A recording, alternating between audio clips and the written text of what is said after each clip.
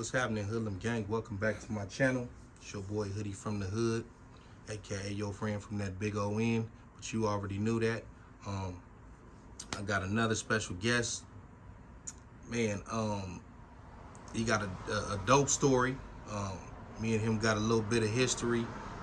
Glad to see you doing your thing, but I ain't gonna jump that far ahead. I'm gonna let you get to that. I'm gonna let you introduce yourself to the people who may not know who you are and reintroduce yourself to the people who know who you are. Go ahead and let them know. Yeah, so my name is William Ortega, of course. They used to call me Dolla at one time. You know, I try to slide away from that name, but you know, what can you do? People know you as who you were, you know what I mean? So I embrace it. Dolla, and can you tell the people where you from? Or where were you from? So originally from Southeast, grew up all over Southeast pretty much, but I resided in Logan Heights, the coast area.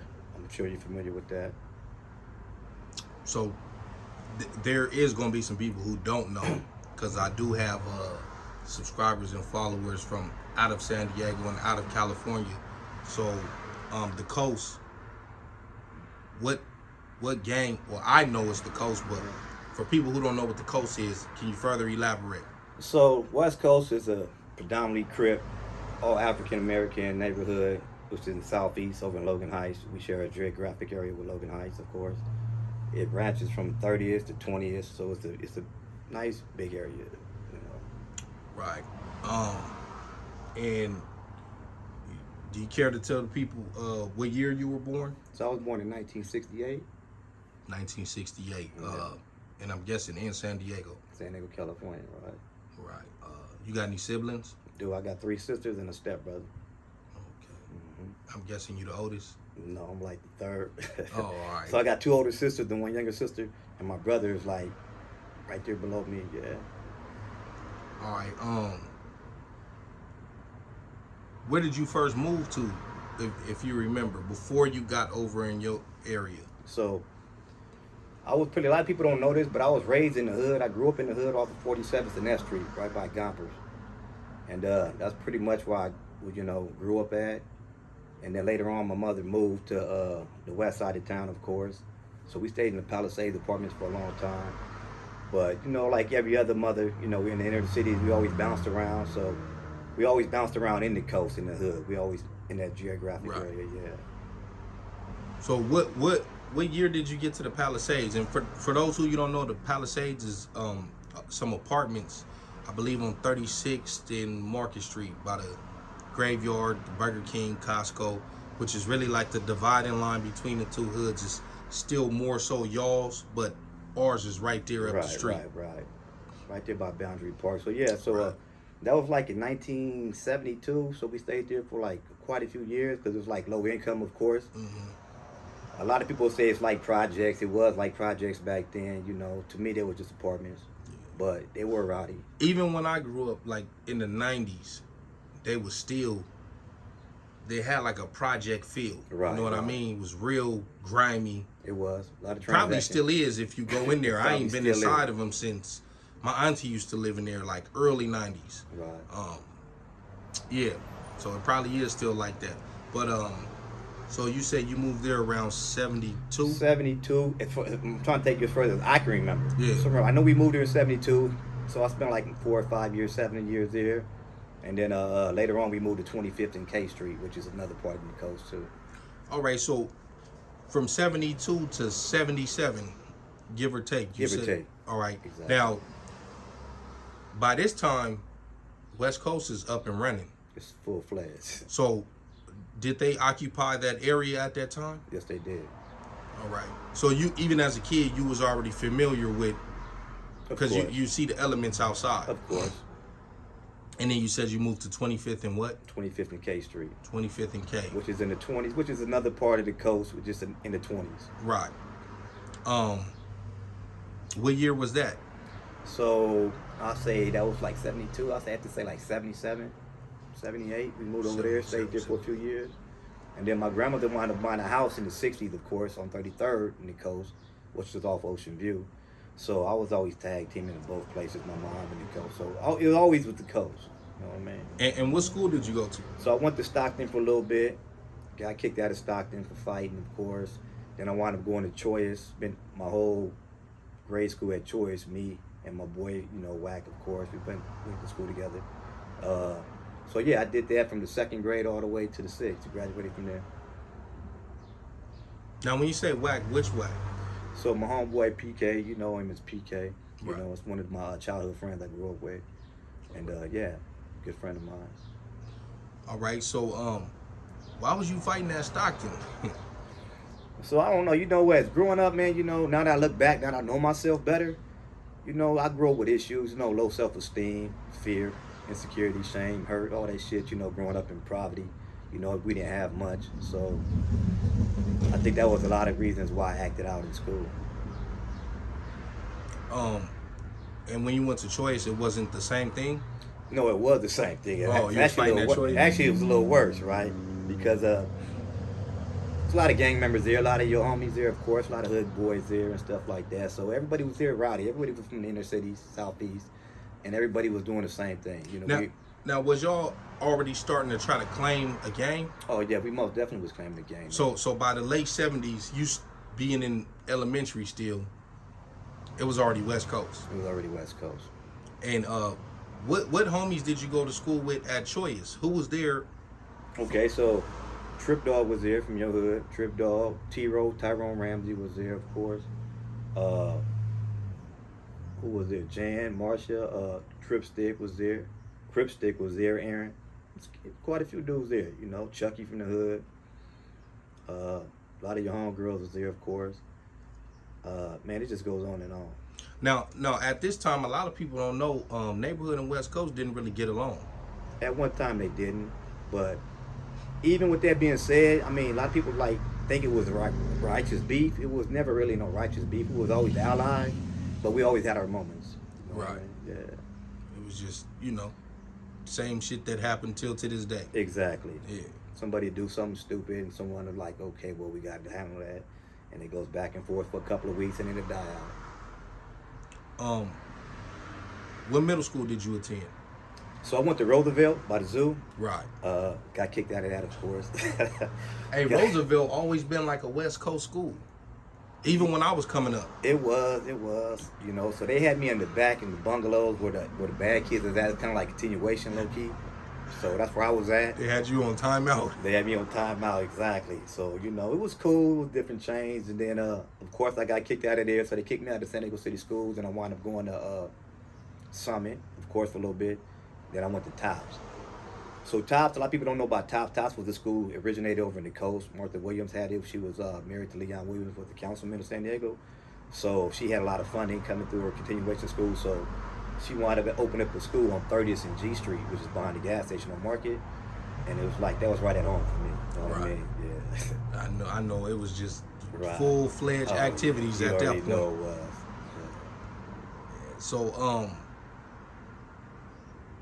you went to Top. Did you end up graduating, or did you ever get locked up? Or Now, it's funny you say that. I didn't graduate, so graduation came way later throughout my adult years, of course, my diploma GED. But so yeah, I got kicked out of Tops. I mean, yeah, of course I got locked up. So went to juvenile hall, did the whole juvenile hall thing, in and out the system. You know, just crazy, man. what was juvenile hall like in the early '80s? In the early 80s, it was a lot of fighting. It was rowdy, you know. Everybody was, you know, like a lot of gangs was just really transforming, you know, coming into effect. So it was like, you know, on site. It was at the height of it. It was at the height of it, yeah. It was on. Exactly. Yeah. Now, what was that like for you going in there? Because what's your ethnicity? So my nationality, a lot of people don't know. So I'm Hispanic, Mexican, and I'm Cape Verdean, which is Portuguese. A lot of people don't know what Cape Verdean is, so I just say Portuguese because they speak Portuguese language. But Cape Verdean is an island. Cape Verde Island is 400 miles off the coast of West Africa, and it's like a mixed breed of Spanish, African descendant, and European descendant all together, kind of like Brazilians. Okay. And they speak the exact same language. That sounds like what's that place? It's in Africa. I think it's an island. Damn, what's that place? I think French Montana from there.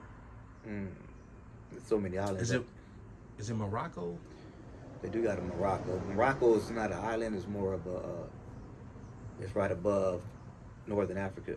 All right. Right. Yeah. But I know by the Mediterranean Sea and all that kind of stuff. Yeah. I know you had All right. So what was that like when you come in there and I know off top they like, oh, he's Hispanic. that. Right. Yeah. So I got a lot of that, you know. So I guess you can say I was one of the first ones that was not full African American, who was ran with the street gangs, of course. So I didn't really have it hard because, you know, like I said, everybody I grew up with was pretty much, you know, African American. So it's like all my friends was. So back then you didn't want no color lines like that. Right. So later on, the color lines started when people started tripping on certain races and shit like that. So I never had that problem. But did the Bloods feel like they had an easy target? No, I don't think that was the case. Oh yeah. I don't think that was the case because I was never either target. You was the aggressor. For the most part, yes. I mean, I don't like to toot my own horn, but at that time when I was doing what I was doing, you know, yeah. What made you gravitate towards the Crips as opposed to Logan Heights or Sherman? Because like I Because told 25th and K will be on the Sherman side. you, right. And then you said your grandma lived on 33rd and Ocean View, which is the Logan side. Mm-hmm. What made you gravitate towards the Crips? Because all my best friends that I went to school with, of course, was African American, which was Crips from West Coast in neighborhood, of course. So you know that was like a no-brainer. I mean, these your friends. Right? You just didn't connect with the Hispanics? No, I mean I got along with them for the most part, but nah. So you said you speak Portuguese. Do you speak Spanish? No, I don't. But Portuguese and Spanish is not too far apart. Well, actually, it is a little bit like a lot of Portuguese people can understand Spanish words, but people Hispanic cannot understand Portuguese language. Oh, right. So it's a different dialect. So you could understand them. Yes. So, and if you ask me if I can speak Portuguese, I just know all the bad words, the words my grandmother used around the house. You know what I'm saying? Yeah. Okay, so you in and out the system by the time by this time it's the 80s, it's the crack era. Crack era. What's going on in that crack era over in your section? Well, in San Diego period, but specifically your section.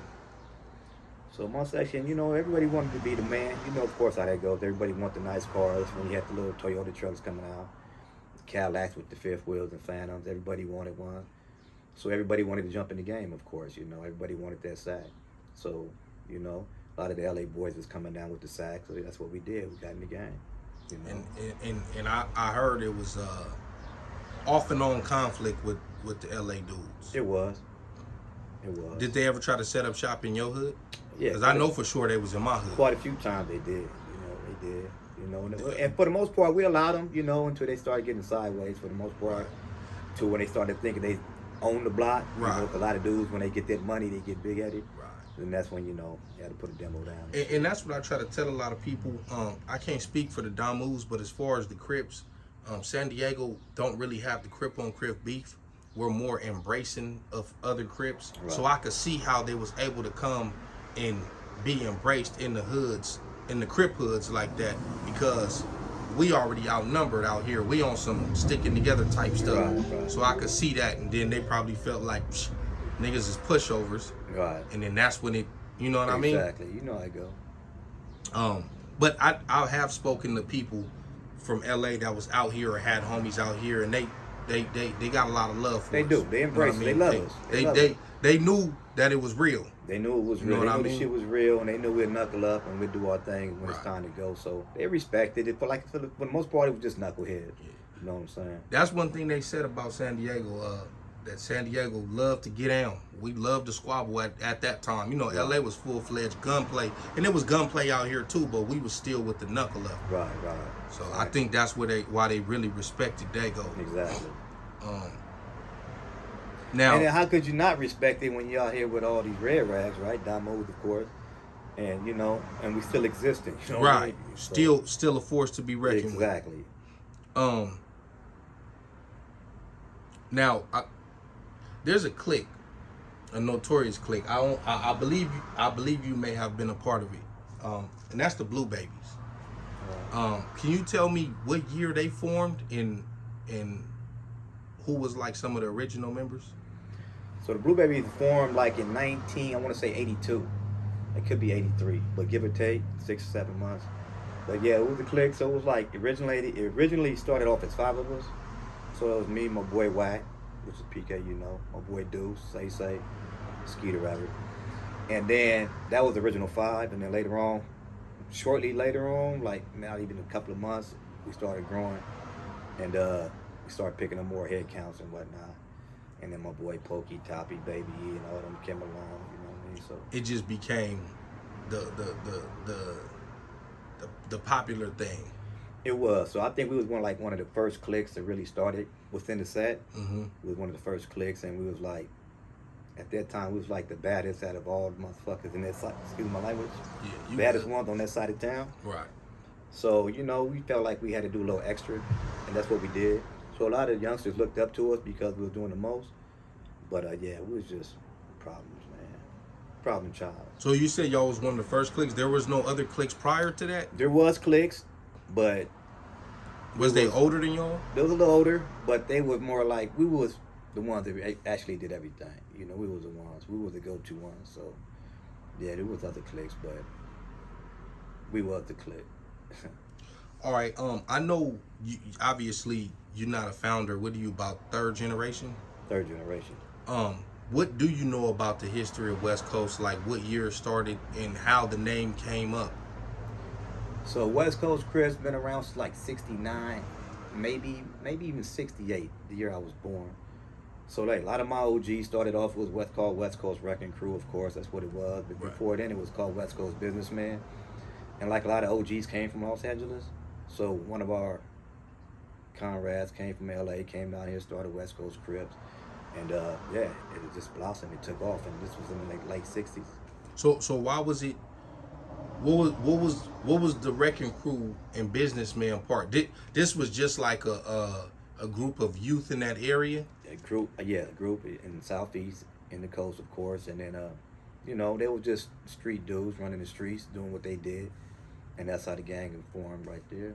So, do you know who came from Los Angeles who helped throw the Crip on it? Because West Coast existed prior to being Crips. Right. So who threw the Crip on it?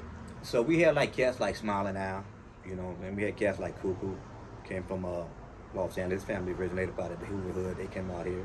We had the OGs like Feeny Boy and stuff like that. So, you know, they put the Crip on. So they all came from Los Angeles? No, not all of them, just a couple of them. Oh, Everybody just a couple. pretty much fell together. Do you know what hood they was claiming out there?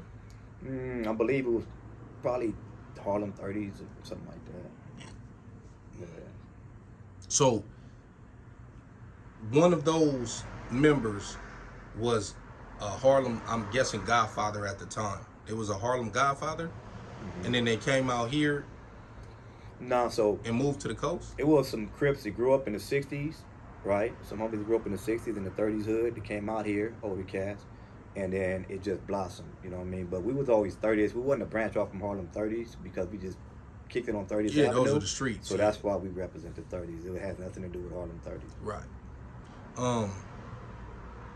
So this is all right. Let me get back to the Blue Babies, the crack era. You still going in and out of juvenile hall at this time? Yes. All right. And did you ever go to YA or no? Never made it to YA. Wanted to go because that's where all my comrades was at. Right. But they was like, nah, we're not sending you to YA. We're not sending you to YA. So I wanted to go to 24-hour schools and stuff like that. Campo. You said 24-hour school? 24-hour schools, yeah. What the hell is that? So it's like placement. So 24 Oh. hours in school is like it's like a big old facility. And you're just there. They let you work. They allow you to work and program, wear your own clothes. But you're stuck there. Every now and then they might give you a weekend pass depending on how you perform. I never asked nobody this because I know in my hood, like I've asked certain homies, who was the first homie we lost to gang violence and what year was that? Do you remember the first person y'all lost to gang violence and what year that was? Do you remember, like, damn, the homie just got killed, or going to your first funeral? Right. So we lost so many homies. I mean, If you can. yeah, we lost so many homies, and a lot of them we lost around the same time. So like one of my homies, which was my brother-in-law, was Baby Monk Carl Pearson. That's who I remember. That's who stood out to me. But we lost people before him, of course. But he was one of the ones that I looked up to, who we lost, and that was like in the early '80s.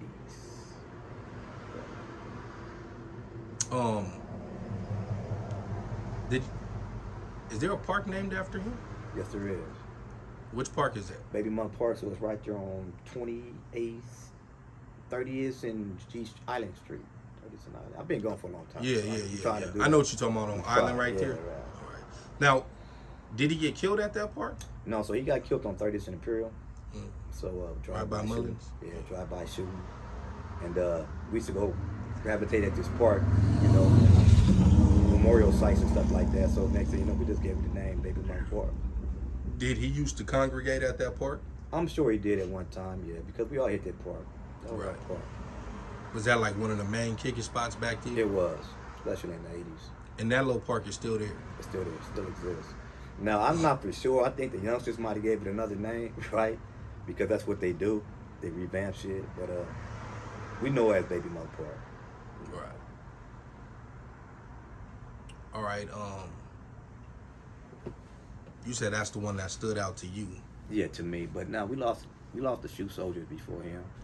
But you know what I mean? That was the one that I. You can't remember the other ones? Like who was before that? So we lost Poochie. We lost we lost so many soldiers back then. We lost the homie O. Lost quite a few dudes. Homie T-Row, one of the OGs we lost. So yeah, we lost some people around the same time. It sounded like it was cracking. It was. It was on. Right. So drive-bys was the norm back then. It was, yes. Was that a daily occurrence? Like you could get busted on every day? Every other day, at least once a week. Not necessarily Right. you, but the homies. No, you know I what I get mean? what you're Whether it's 2 blocks away or. Now I get what you're saying. It was a strong possibility you could, but you got to remember this was in the early '80s. So, like when I was out there, there was a lot of fighting and shit going on. Or we'll pull up, or someone pull up on us and jump out the car, and we might just knuckle up. It might be like a little melee. 5 people out of the car jump up on you with maybe some bats and sticks. That's what it was. Right. And later on, the gunplay came into play, like in mid '80s, and then it was like a lot more of that going on. A lot more drive-bys and whatnot. Yeah. And what year did you say Baby Monk passed? So I believe he passed in I want to say 81. 81, I believe. Was he your age?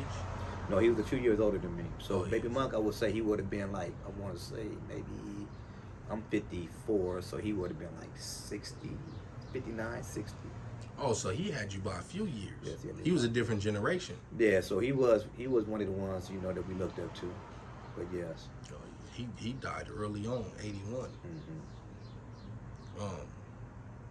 And that seems like a reoccurring thing because like when I talked to Kurt Dog and certain people, and they said, I think the first gang-related homicide was someone who got killed at a house party in our hood on Guyman, but he wasn't from the hood. T-Fly, yeah. Yeah, he wasn't from the hood, but he Yeah, but he his died. brother, but his family. His brother was from the hood. Kenwood. Yeah, he died for gang-related stuff. He was at a house party and they came through and killed him. But that was also in '81. So it seemed like '81 it just kicked off. It did. And you know what? It's funny you say that because that night at that house party when T-Fly died at Tony, I was there that night. Oh, you was there? I was a young kid. I was there that night, yeah. So what was that like? So it was crazy. I mean, like I said, it was one of the first actual, real gang-related murders. And, it was drive-bys going on, but no one really got killed. Right. I mean, you see dudes get shot in the leg, buckshot, stuff like that, but never no headshot where a person actually lost his life. So, Right. it was real. It was real. Traumatic. It was traumatic. It was real. But did that change the landscape to where it's like, all right, it's really on? Yes. Like this how they playing? It did. All right. So let's fast forward a little bit. When's the first time you hit the county? So the first time I hit the county jail, I believe it was in 1987. 87. Yeah, 87. What was that for? Robbery. How long did you do on that? So I think this was my first time. I think they offered me a county lid, which was you do 8 months and 20 days off the county, off a bullet. Right. And what was the county like at that time? Was the racial stuff coming into effect yet, or still not yet? It was there. It wasn't that much of it back then, you know, because San Diego is really not a racist city like that. I mean, Right. it was more like a LA thing, was on site with Mexicans and blacks. Later on, they came into effect, but back then, you know, they stuck to themselves. I still don't even know if it was that racial in '87 for them.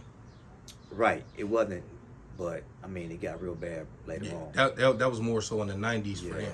But even out here, I mean, even to this day, I mean, we really never had no racial tension out here in the city. But so it was some there when it went down, it went down. But that wasn't, you know, That was just the that was just California people. politics. Yeah, that was just people grouping up, sticking with their race. Yeah. It wasn't, you know, it wasn't because we was fucking with you because you're black, or Right. y'all fucking with us because we Mexican. So they wasn't tripping on you when you came in there. No, I mean, you know, of course you get looks like, where dude from? You know what I mean? Is he one of us? You know, Yeah. but I get that all the time. I get it to this day. Right. You know what I mean? So, but once they see who you with and who you around with, and, you know, they don't ask questions. They pretty much, okay, he over there with his folks, so he's one of them. Okay, yeah, that's what it is. So you did that 8 months, then you get out. In, I'm guessing 88, 89, 88. 88. 88.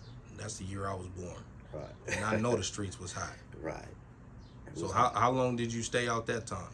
So I stood out for a few months. I didn't stay out long, man. I wound up going back probably for another robbery, I believe. But my case was always robbery cases, dope selling cases, sales. So I was always in and out the county for sales, stuff like that. Because back then they wasn't that hard on you. They'd kick you out. You know, they wasn't giving a lot of time out back then. Right. You know what I mean? They slapped you on the wrist a few times. So that's why it was a repetitive thing. You know, hey, I go there, do a couple of months.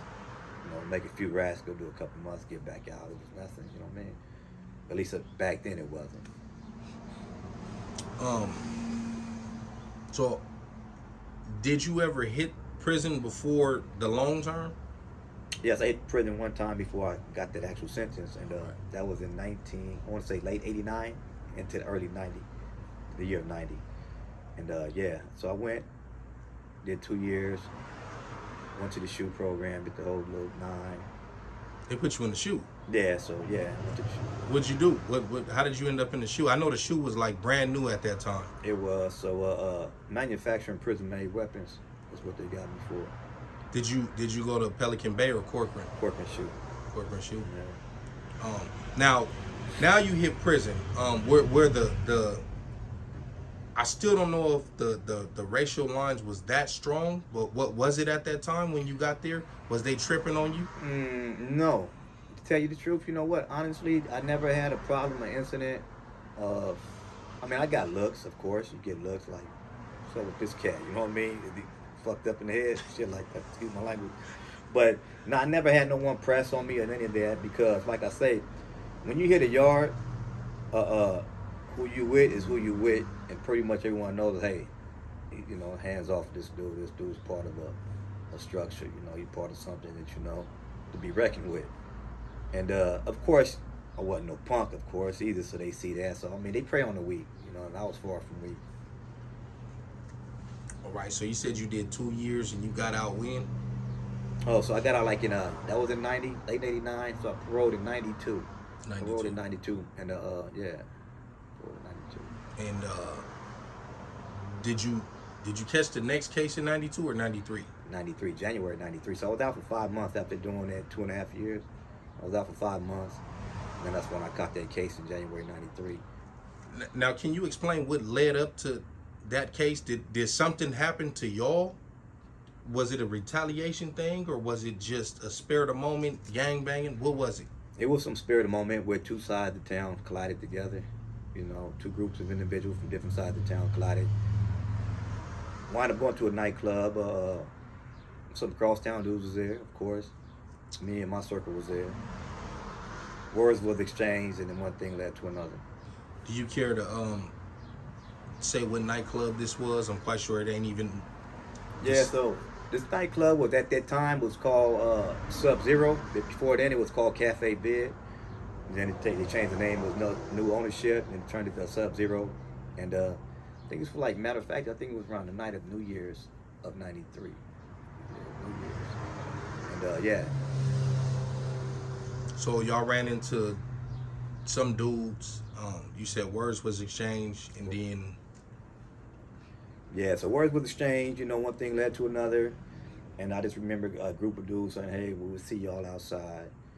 And of course, me and my boys said, okay, we'll catch us outside. You know what I mean? And went outside. A young man lost his life, of course. Right. And that was the beginning of me doing that life sentence. All right.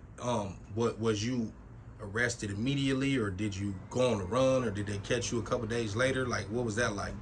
Well, nah. So 3 days later, San Diego PD and my pro agent kicked in the door, along with a few other dudes who they thought was involved on this homicide. And that was January 20th. So the club was on January 17th that night when the incident happened. January 20th, they kicked in my door early in the morning. So. And how did they find out who it was? So people talk. This is a nightclub, of course. Everybody was there. Everybody, San Diego, Southeast is so small. Everybody knows everybody. And then let me take you back just a little bit, right? So the person that I was convicted of supposedly had killed, I wasn't the shooter, but being that I was a documented gang member and I was with the persons who did it, right? It just automatically guilty by association. Mm-hmm. So that's how I got caught up on that. And yeah. So what's the question? Pretty much, how did y'all get caught up? So 3 days later, they kicked in my door, a few other dudes' doors, and they would say word of mouth that we seen you was at a club. A lot of people seen you had words with exchange with another person. And so right now you're like, ahead of our investigation, you're the main one, like, or whatever, you know what I mean? So you was the main person they pointed out. Yeah, they said I was the shooter. They said I was the shooter. Yeah. But so you're at a nightclub, which I'm guessing is predominantly black. Predominantly black. All black. And you the easiest one to point out. Yeah. Well, there was a couple of dudes that looked similar to me, right? There was a couple of dudes out of East Dago Mob who was light skinned with curly long hair and all that old shit, right? But they weren't trying to hear all that shit. Yeah. Yeah. Damn, so they came and got you that day. They came and got me 3 days later. So what was that process like? They came and got you. Was you just a suspect, or did they book you on it? No, they booked me on it. So here's the thing. I was on parole, right? So it was easier for them to come and get me. Right. And keep me on a violation. Mm-hmm. And so they violated me on homicide. Accessory? Suspicion. I'm looking for the word. They violated me for being accused of homicide, right? So it wasn't no charge yet. I was just being violated. But that was just to keep me in. And they told me that they was going to eventually, before my parole violation was up, it was coming to get me for the homicide. So they can violate you for hearsay, is what I'm saying. Yeah. Right. So that's what they did. So you was in the county, was any of you got co-defendants, right? I had 2 co-defendants. And who are those 2? So one of them is Ronell Baker, which is a dear friend of mine, and PK. So did they get charged immediately, or were they on violations too? So me and Wack was charged immediately. Later on, they came and got Ronell Baker, maybe 7 months later. So how long did you sit in the county before they actually fully charged you? You did the whole violation? Yes. So they wanted to violate me, so they put me on the bus. They threw me in a hole because they didn't want me on the yard, of course, because of the gang activities and all this was going on at the time. So they put me in a hole for that purpose because they said I would be a threat to the security of the institution if I was on the main line. So then they shot me up out there and shot me to Calipat. I'm doing a violation at the Calipat. So right before my year was up on the violation, I'm in bed, and next thing you know, I just see some trash bags come sliding under the door. Roll your shit up, like, what's going on? I'm from the parole in a couple of weeks. So shit, no, you went down to the county jail. You better, I said, so can you tell me what I'm going for? I had a feeling my heart dropped, of course. I knew what time it was. And they we'll tell you when you get there. Sure enough, when I got down there, they was like, you know, you're being filed on murder charges. Now, what's going through your mind when they do that? When you get down, well, first of all, you already knew. You had to know when they put them bags under your door. When you on the bus or whatever going back to the county, you already know. You probably in your head hoping and praying that it ain't that, but you knew what it was. That's exactly what I was doing, hoping and praying. How'd you know? That's exactly what I was doing. I was hoping. Because that's and what praying. everybody would have been doing. Like, man, Yeah. I hope this is a mistake. I hope they release me Yeah. from the county. Nah, I hope it's a ticket or a warrant that I didn't take care Right. of. Oh shit! Yeah. And you So, get down there and they slap you with that, man, and it's real now. it's real. The shit got real fast, and yeah. So they put me. I go to the booking window. I'm like, she read me off my charges. Say, you know, you didn't. What you down here for? I'm like, no. She's like, so you're here for first degree murder, conspiracy to commit murder, and on the first degree, and you'll be going upstairs. All right. So at that time, my heart dropped, of course, because I had a family. I had babies. You know, I had 3 little girls, and I had a wife, of course. So you know, all these things start running through your head. You're like, man, fuck, I fucked up this time. All right. So now you in there for that. Now everybody know you in there for that, as well as your crimes.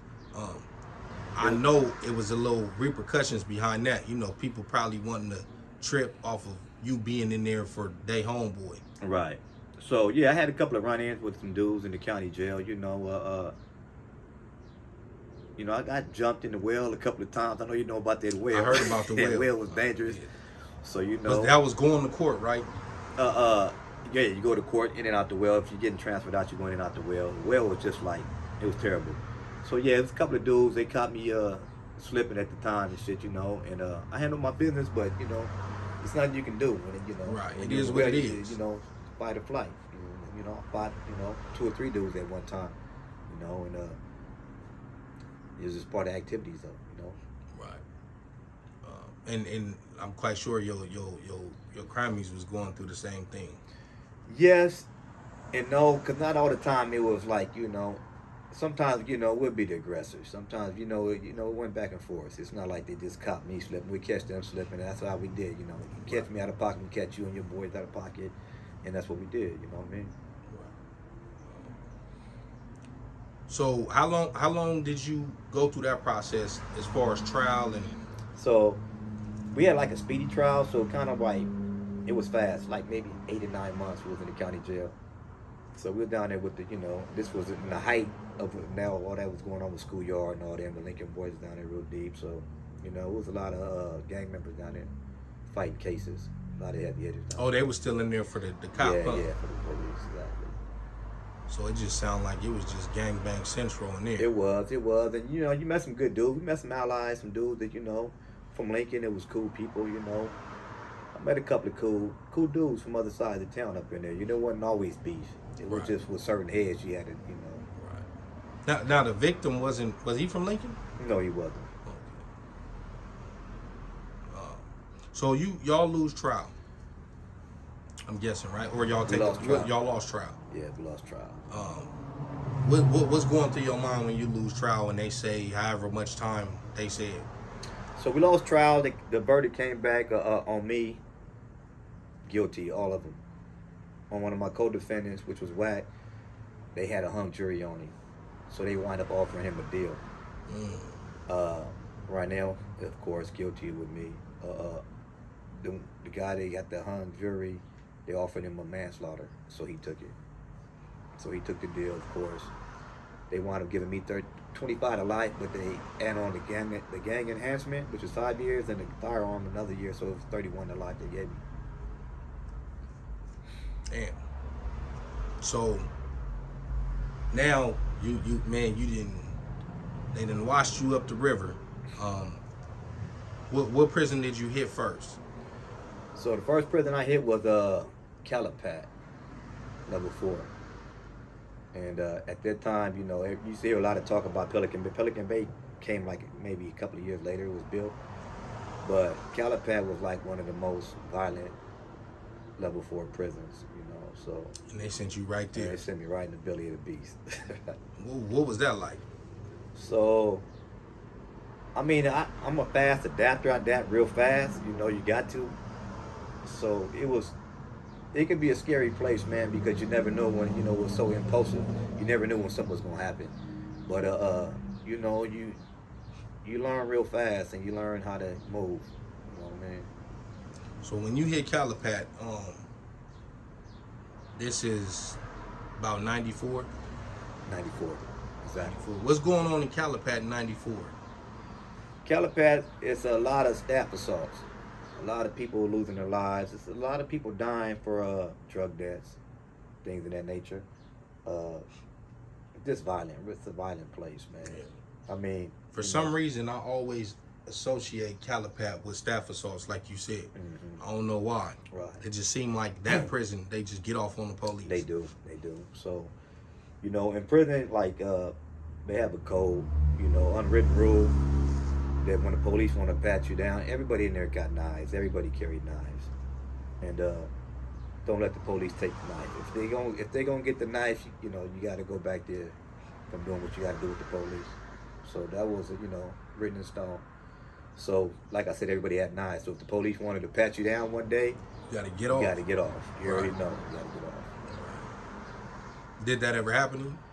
It never happened to me, thank God. It was a couple of times it came close, but I was real savvy when it came to communicating with the law up in there, the COs. Oh, I know. So I know. Yeah, so I didn't really, I kind of like how to play a position with them, like, hey, don't fuck with me, I won't fuck with you type shit. Right. Excuse my language again. And they kind of like, and some of them always used to tell me, man, we know you got a knife, we don't even want to pat you down. We already know how this is going to end. And they used to say it in a playful way, but they was speaking, facts. They knew, like, you're going to have to get off. Right, and they were speaking facts. And a lot of them knew that, hey, we don't want to do no pat downs today. We already know what's going to happen. Right. Because their life is on the line, too. Right. So when you get to Calipat, now is you still getting those looks from the Hispanics? No, that's crazy you say that because I never got really too many looks like that from Hispanics. I got more looks from the Damus than I did the Hispanics, and that's because of the nature of my case. Oh, so the San Diego Damus was looking at you some type of way. Yeah, so the word travels, not just San Diego. Whenever you kill a Damu or a Damu kill a Crip, I mean, the first they title you with that either Crip killer or either blood killer, you know what I mean? Right. So he killed one of our peoples, they all function together. So right.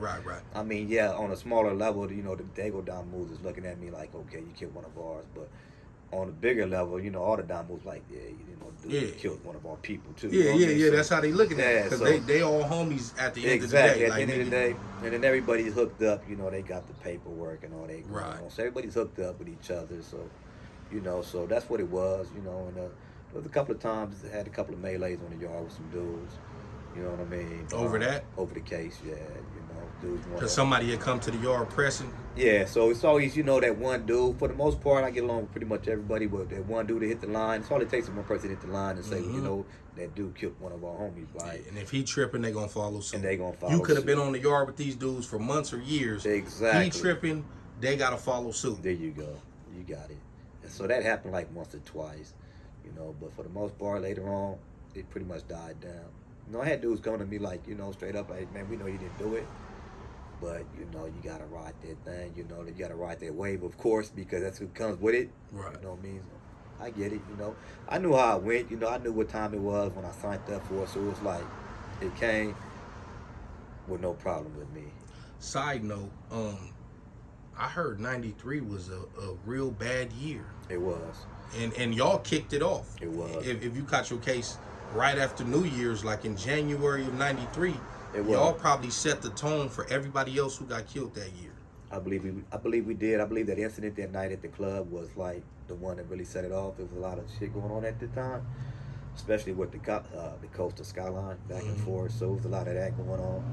Right. And then, when they make their rounds, when they feel like they come on that side of town, we might as well hit a couple other spots and hit the 40s, hit the 30s. You know how it go, right? And then we do the same thing. I feel like if we gonna go this way, we might as well make a couple of stops on the way going to the skyline. That's how it went. Yeah, that's a gap right there. Exactly. So, but I feel like I always felt like that even growing up, like we was just like collateral damage. Like the hood is right there, is closer. Right. And then there's so many freeways. Like, man, let's just hit these niggas too. Right. You know what I mean? So we always got it real bad because of that. Exactly. The close proximity. Did you ever have any altercations with the Hispanics? Did it ever go to that point to where it was a riot over you, or no? No, never. No, they just didn't trip. They didn't. I mean, like I said before, I got looks. That's as far as it went. Like, you know, what's up with this dude type shit. That's the look I got. Right. But nah, I never had that. They pretty much know it was what it was. You know, and on the flip side of that, they had people. You know, you had the blacks, of course, running Mexicans. Right. You know, so you can't politic one thing without politicking. You know, if you want ours, we want yours. But I heard they have tried to do that. Yeah, but you know what? That's true, but it was mainly with that person and how they moved. You know, it was always them straddling the fence. I never straddled no fence when it came to ethnics or races and stuff like that. So it always was this. That's what it was. You know what I mean? Now, you have dudes that straddle the fence. There's always something behind that for them to get hollered at. You understand what I'm saying? Now, only ones who I can honestly say it was more aggressive when it came to pushing on something when it would make people, it was like the whites.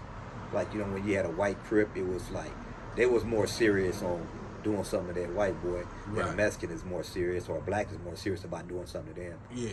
Well, one of the people being on the other side. I always found that strange how if it's a white Crip or a white blood and the white boys want to press about it, but when it's a white essay or a white Norteño, yeah, it's good. It's good. Yeah.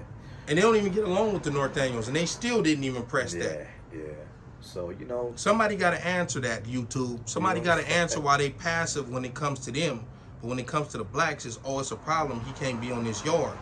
But when the white boy want to be an essay, or he want to be a Norteño or a bulldog or whatever the case, right? It's like they turn the other cheek. Exactly. And that's what they do, you know, but they always been allies with the Mexicans, the Hispanics, of course, the white boys, you know what I mean? But they wasn't allies with the Norteños. No, they wasn't. So that should have been another reason for them to get off. Exactly. Well, you know, them prison politics, man, you know, it's crazy, man, you know, so they bend the rules. You know, the rules is bent. The rules shouldn't be bent, but they bend them. So how long was you in Calipat before you moved to your next destination? Man, I think I might have been there. I think on that first trip, I might have been there like close to 10 years. Yeah, 10 years. Damn. Where'd you go after that? After that, I think I went to the Tehachapi Max, which is level 4. The Tehachapi Max. So by the time you got transferred, you say you did 10 years. Yeah, by the time you got transferred, you got a little homie that came in at that time. Yes. Did you ever run across him in there? Yeah, so later, it's funny you say that. So like my last 7, 8 years before I paroled, I spent some time with him. He was actually Cellies. Oh, that's dope. Yeah, Centinela. So he came to Centinela after I left or before? This was after you left, way after you left. Yeah. All right. So you went to Tehachapi. Was there any homies up there? There was homies up there, yeah. Matter of fact, Kurt was up there with us. The one you just interviewed. Oh, yeah? Oh, yeah, he was there. And it's funny you say that. I just seen him the other day. He had a nice story to tell. The dude is good, man. Yeah. Have you got a chance to read his books?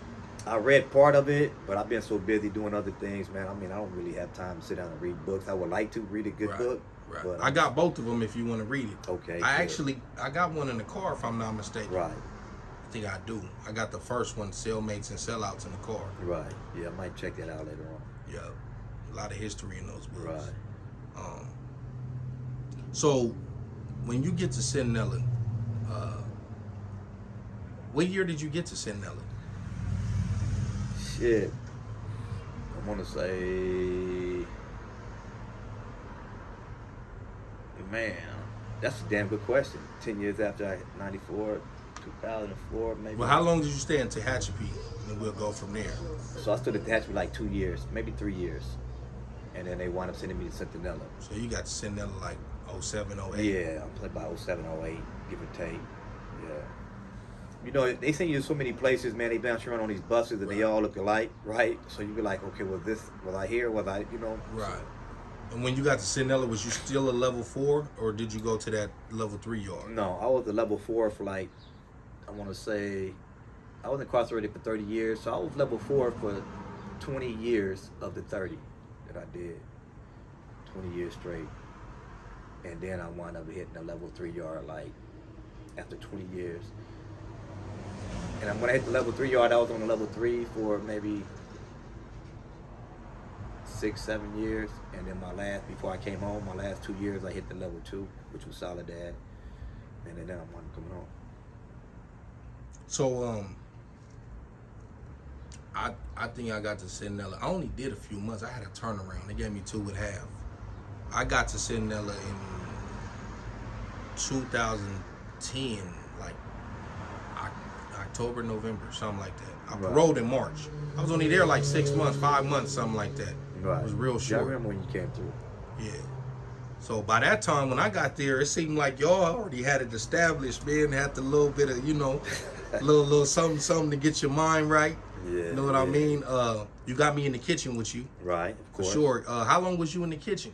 So, it's like, man, just about my whole entire incarceration, I spent most of it in the kitchen. Mm-hmm. So I'm real savvy when it comes to cooking and doing things around the kitchen. Yeah, you was a cook, yeah. Yeah, so I always spent my time in the kitchen. So I probably was in that kitchen as long as I was there. Right. Whatever that was. You know what I mean? But yeah. Right. Yeah, like I said, when I got there, y'all already had it cracking. Y'all was real embracive of me. You know what I mean? Me being, I believe, 22 at the time. Yeah, I was 22 when I came. Yeah, you was a young buck when you came through there. Yeah. Skinny, no beard. Right. I mean, I could have grew the beard out. I just didn't. Yeah. I remember we was working in the kitchen, and I remember it was that lady that worked in there. She wasn't all that in the face, but she had some big ass titties. That's what you remember, right? Yeah, I remember she had some big ass titties, and I remember you called me to the side one day. I don't know if you remember this. You said, "Hey, you see that bitch right there?" You was like, "You got action."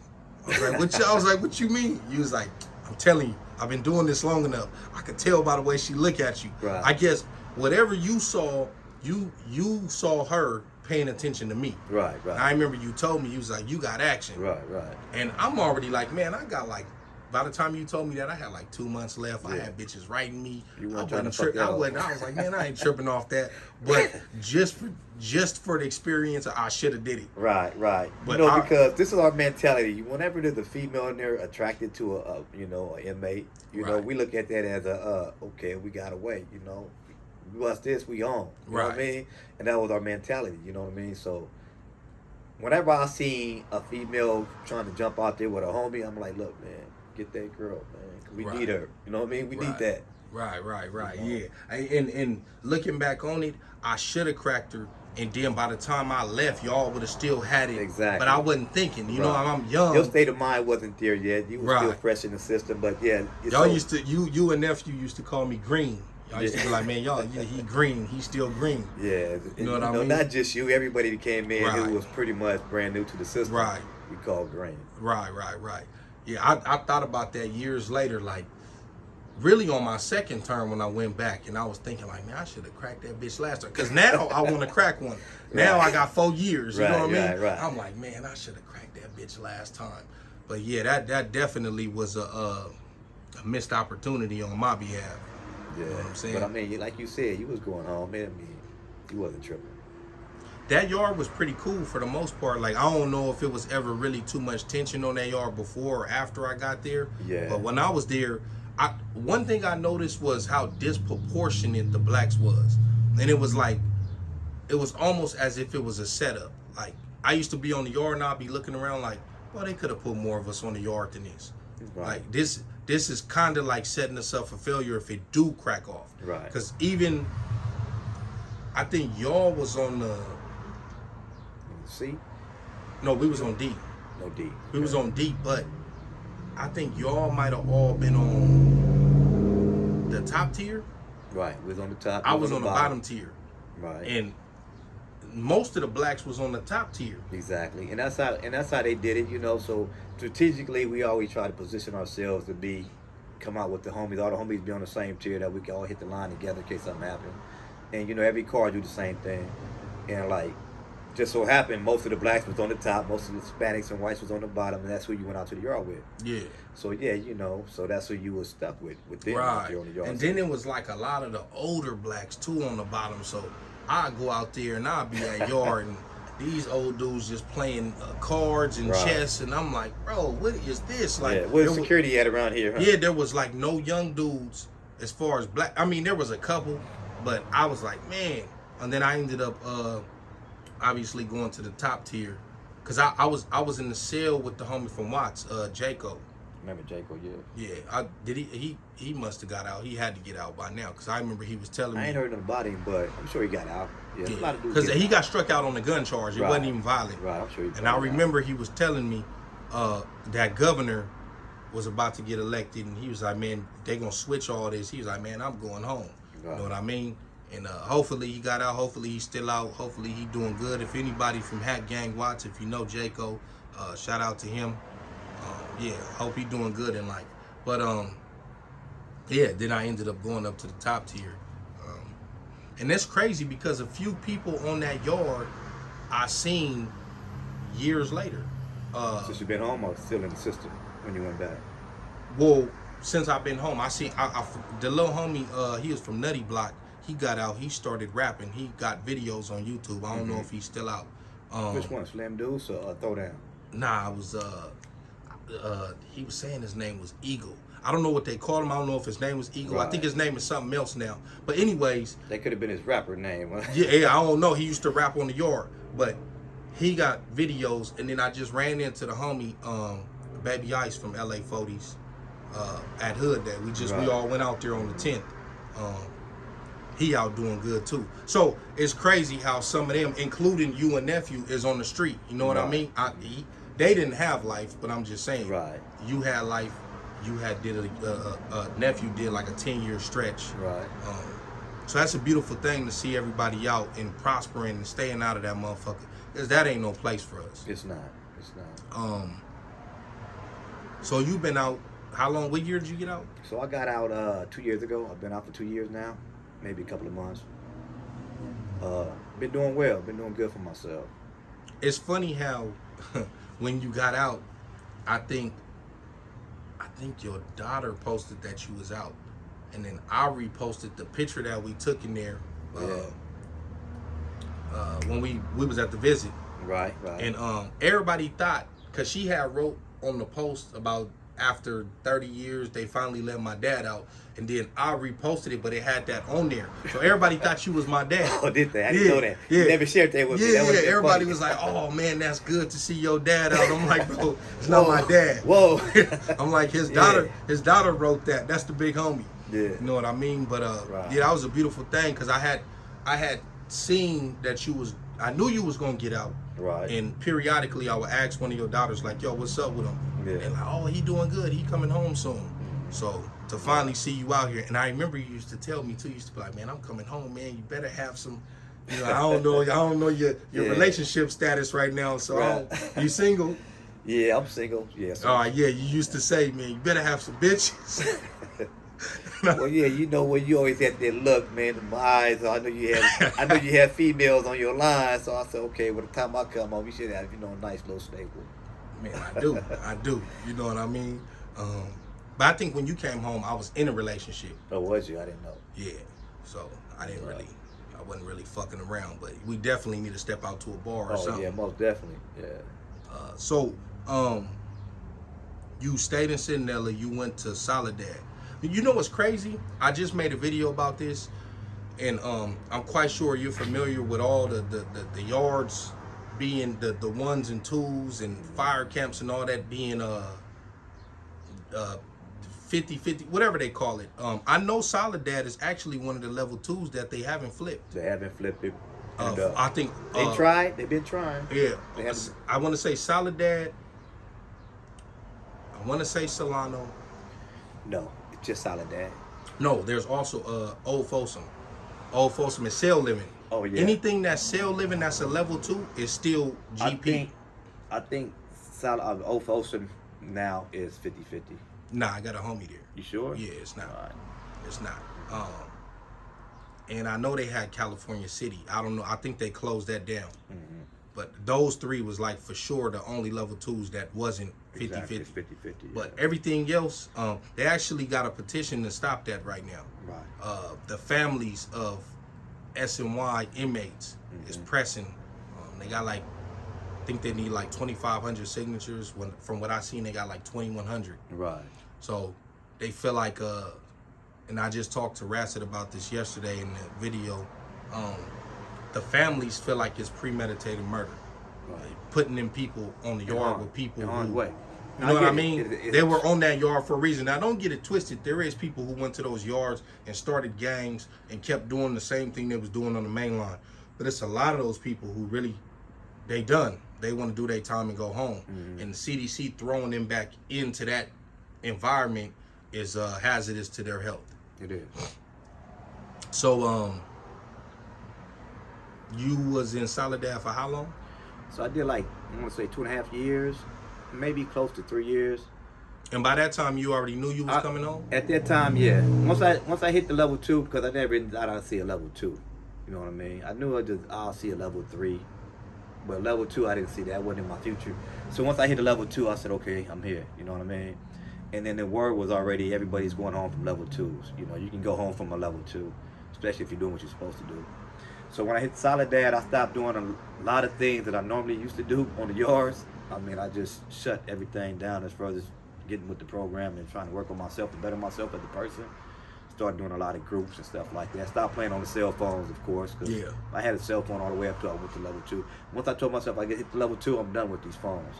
So I used to have cash slide phones under my door, and I kicked them right back out like I'm cool.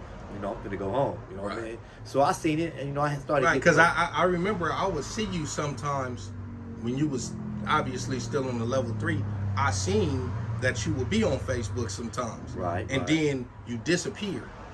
And I remember I even asked Lil Dollar. I'm like, man, what's up with Big Dollar? He like, I think he said that you didn't have a phone or something like that.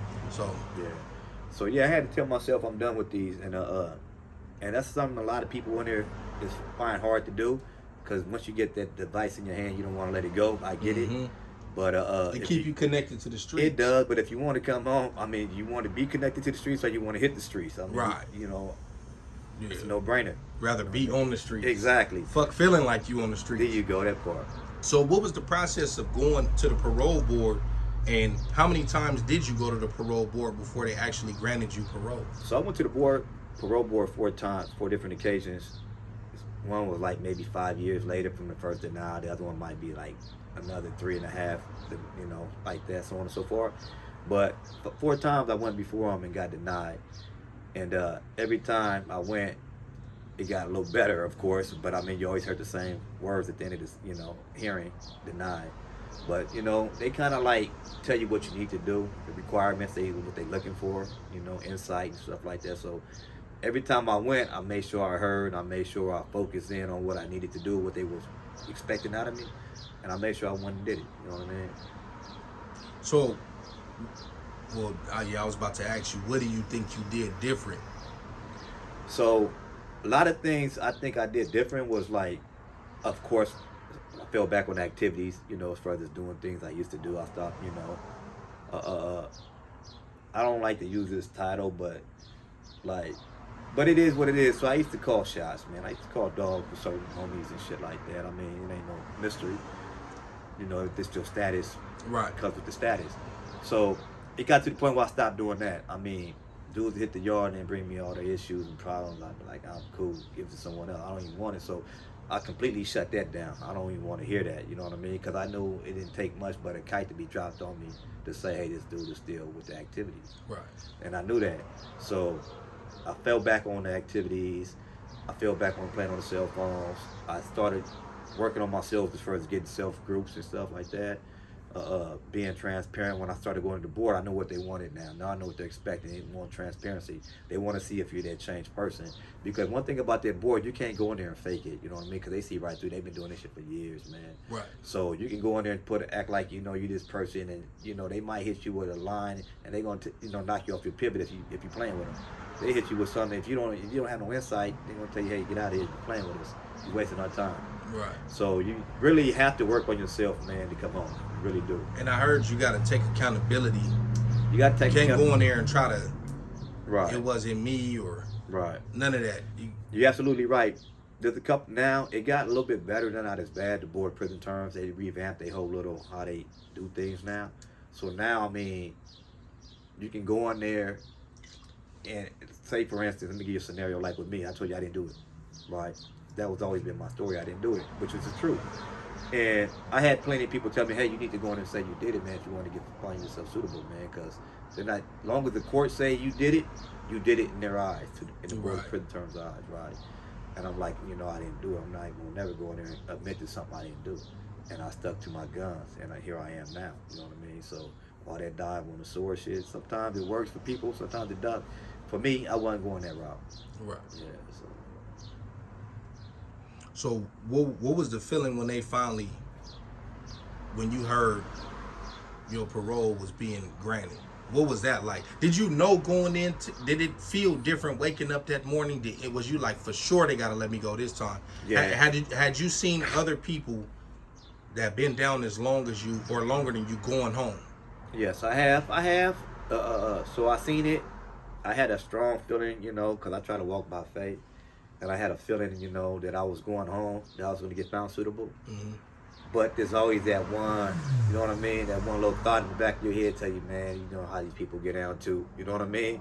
You got to be real about it. So when I went in front of them, it was like nice drawn out little interview. And then at the end, I heard the words, yeah, so Mr. Ortega, we're going to find you suitable. And it was like, man, it was so awesome, man. I ain't lie, I shed a tear, you know what I mean? Out of joy and happiness, I shed a tear, So, yeah, it was a beautiful feeling to hear those words. You've been found suitable. And what's the process after that? Once you get found suitable, how long did it take? So it's supposed to take like 90 days, anywhere between 3 to 4 months, right? 120 days, 90 days to 120 days. And, man, they made me just about wait that whole 120 days, So it's funny you say that because my crime meet, which is Rynell Baker, he got found suitable. He went to board after me, 3 weeks after me, and he got found suitable. Right? Don't tell me he got out before you. He got out before me. Oh. He got out before me, right? So but it's different strokes for different folks because when you parole in certain regions of the state. It's all that's factored in, and where you're going, who's your PO. So it's not like they just playing games. It's more like, they got to figure out what they're going to do with you when you're paroling. And you heard that he got out before you? No, I know. We was on the same yard together. Oh, so you saw him leave. We was in Solidad together, yeah. So oh, man. I seen him leave. Yeah. I know you was like, damn, I can't wait. Yeah. But so did those 4 months feel like 4 years? Or was it like, I already been doing this, man? Give a little bit of both. At times, you're right. I already been doing this, so what's 4 months? You know what I mean? Then at times, like, God damn, like, I can't get off the jar fast enough because anything can still happen. You know that. Anything can still happen. You're not out till you out. So you always got that in the back of your mind. You know what I mean? But it's funny you say that because, like I said, my crime, he went on before me. But I went to the board before him. So when I came back, I gave him a thumbs up, like, I'm good. I'm going home. So I can only imagine how he felt. You know what I mean? Like, man, I'm going in 3 weeks. Like, is he going, Right. Yeah. But it's, we here now. And now I know you said PK, he only got manslaughter. So over the years he's been in and out. He's in and out the system. Yes. My boy, I love him. Yeah, he was in and out the system, and later on, of course, he wound up doing a stretch. I think he did close to like 15, close to 20 years on another charge in the feds on something else. But he's home now. He's doing well. Yeah, but yeah. Hopefully we can get him on the channel too. Yeah, well, he's coming back out here soon. When he come back out here, I'm sure he's going to like the link. Oh, he live out of state? Yeah, he's in Atlanta, Georgia. Oh, okay. That's what's up. That's what's up. So I want to know how it felt the morning that you paroled. Like, you know this is real. You gave all your shit away or whatever you did. Right. And the next morning, what's that like? So the next morning, you get up early. You can't sleep that night anyways. You're Right. not going to sleep. So you Right. just get up, you make your coffee, man, you jump in the shower, of course. You get dressed. And you know you're not going nowhere for about another 7-8 hours, but you get dressed anyways, right? Look, real fast. When I left Centinela with y'all, Yeah. I think we was on that little bullshit lockdown. It was something. I remember the day before they had us on lockdown. They came and they was pulling us out of our cells one by one. Well, just you and your cellie. We was all in our drawers, and we went up to the little desk right there, and they was like checking our tattoos and all that. And I think they was hitting us with the little metal detector. It was something going on at that time. And I remember one of the CEOs, I had talked to him because he was working in the kitchen with us one morning. You know how we used to bring the shit to the building and feed people in the building. So he knew I was from San Diego because he seen this tat. He was from San Diego. So when I was sitting on the bench, he came and talked to me. He was like, "Yeah, man." He was like, "I don't know how much time you got." He was like, "Man, you need to get up out of here and don't come back, man." He was like, "This ain't the place." I said, "I'm going home tomorrow." He didn't know that. He sees something in you, huh? Yeah, he was like, "Oh, man." He was like, "Cool, man." He was like, "Yeah, man, don't come back, man. Make sure you," he started saying all the little spots. "Make sure you go here. Make sure you go there." I was like, So had them words ever resonated with you? I mean, did you take his advice or what happened? No, I did not. I don't know if you remember this, but I told y'all I'll be back. Right. I remember vividly telling y'all I'll be back. And that's what happened. That's what happened. I didn't go back to that yard, but that's what happened. Right. I think I came back in 2012. Right. I got out in March of 2011. I did 2 violations, one later on in 2011, but by that time they was making us stay in the county. And then I did another one in 2012, and then I caught the case in 2012. So I would have done 2 state violations had they still been sending us back to prison. Right. But I remember getting up the next morning and they was serving us that SOS bullshit. Right. And I gave it to my cellie, like, "I don't even want Take this." this shit out. He like, "Bro, you sure?" He like, "You about to go sit in that tank for a minute, man. I don't care about none of that." And yeah. But they gave us a sack lunch too. Right. But You weren't even trying to eat that. nah, I think I ate the orange and them little pretzels. Yeah. Like I didn't even eat the sandwich. But yeah, what was the process like for you? So I got up early that morning, of course, drunk my coffee. I was excited, the phones is outside, so you can't get on the phones and call no one. But I want to make sure my daughters came and pick me up, of course, the one you met. The 2 of them came and pick me up. So they go to Solid. They had me sitting in R&R for a few hours. That's the longest process, sitting in that R&R, like you said. And it's like, man, when are we getting up out here? But there's so much red tape they got to go through, man. They want to fingerprint you. They want to call PO. They want to make sure you ain't got no warrants. Exactly. You got somewhere to go. All That alone is a 5-hour process. Yeah. Just getting booked up out of there. Yeah. So finally, they booked me up out of there. Solid as a big prison, so they put you on a van. They drive you to the parking lot. You got to, go through a bunch of gates. But so I see, I'm in the back window. I'm cuffed up still. They still cuff you, of course, until you up out of there. Yep. And then I see my daughter. You see all the females and their little girlfriends picking up the men that's paroling. I see my daughter outside the van. It was beautiful, man. My grandkids was there. Man, it was. Did you shed another tear? I did. I think they shed a little bit more than I did, but I shed a tear. Yeah. So that's always going on BMW does. But yeah, it was overwhelming, man. It was a good feeling.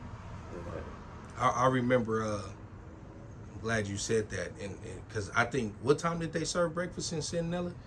Like 6:30. Like 6:30. They fed us in the cell. I had already been up for like an hour. I was standing at the door, Right. and with my blues on, just sitting there chilling. Ready. And like I said, they gave us the food. I gave it to him. I'm just sitting there. I think when they came to pick up the trays, that's when they popped the door and was like, "All right," you know what I mean? Yeah. So I went out, went down to R&R, or in them little holding tanks. I think we ended up leaving. Yeah, it was around like 10, 11, something like that. Yeah, they put you through it. From 6 o'clock to, yeah. So we sitting in the tank, everybody talking about what they about to do. I remember I paroled with this dude from Del Sol. he had been down since '98. He got out in 2011, and I remember he was like, "I'm about to go buy a cell phone." I was like, "Well, shit, man, let me use your cell phone because we going to the same spot." And the Centinela didn't have no gate pickups, so we had to get in the Greyhound van station and go to El Centro to the Greyhound station. I remember so that. it was like we still cuffed. They take us all the way there. That was like another 25, 30 minutes away, El Centro. Right. Then they made sure you got on the bus, or they stood around, or they took off. No, they waited. Oh, yeah? Yeah, it was people's family was there, so if your family was there, they was letting them go. Right. And then all of us who had to get on the Greyhound, they had our tickets and stuff, and then they gave it to the person, and we got on the bus, and then we drove off. Right. And I think we went downtown. The mall was still there. They didn't tear the mall down Gordon yet. Plaza? Yeah, Gordon Plaza. And I remember we went to a little Sprint store, and old boy got a phone. He didn't even know how to work it because he got like a touch screen phone. He was used to the flip phones. And I think I was calling for a ride. I was like, "Man, I can get you a ride, homie." And that my ride didn't answer. So we ended up walking to the trolley station to 12th. He obviously got on the blue line. I got on the orange. No, as a matter of fact, I didn't even get on the orange line. I take that back. I ended up walking from 12th. I felt like the trolley was taking too long.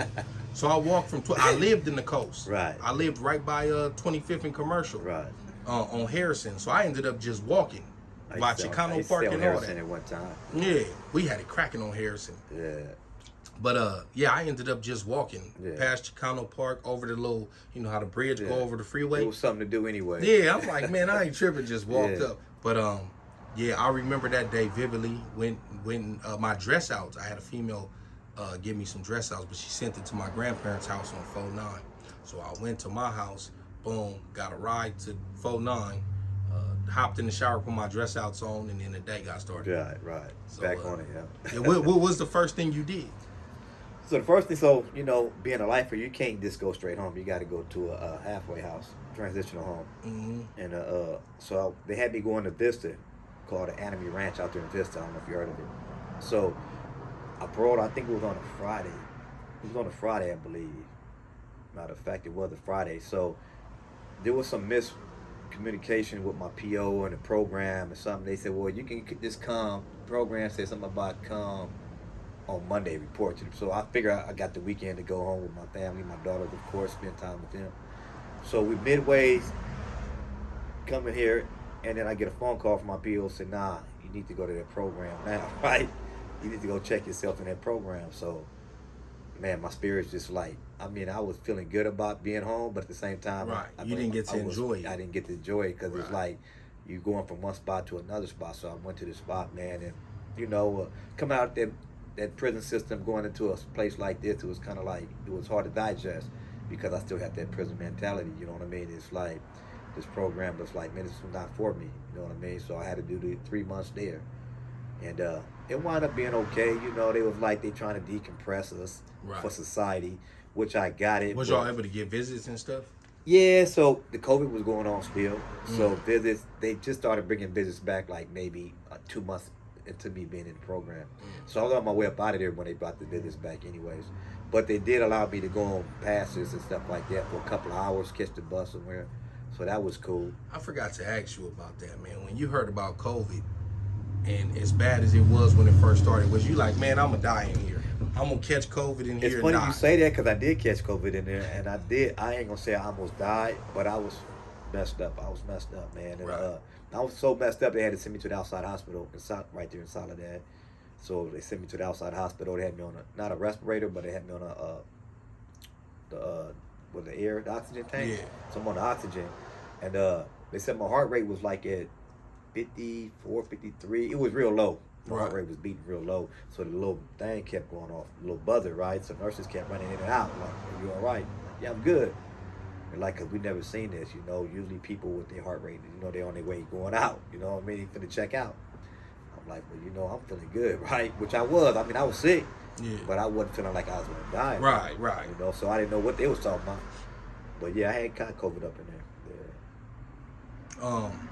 So when y'all coming down, Did you stop and get something to eat? Oh, most definitely. That's the first thing we did. So I think we stopped down on IHOP, one of them breakfast joints. I don't know if it was Denny's or IHOP's. I think it was IHOP's.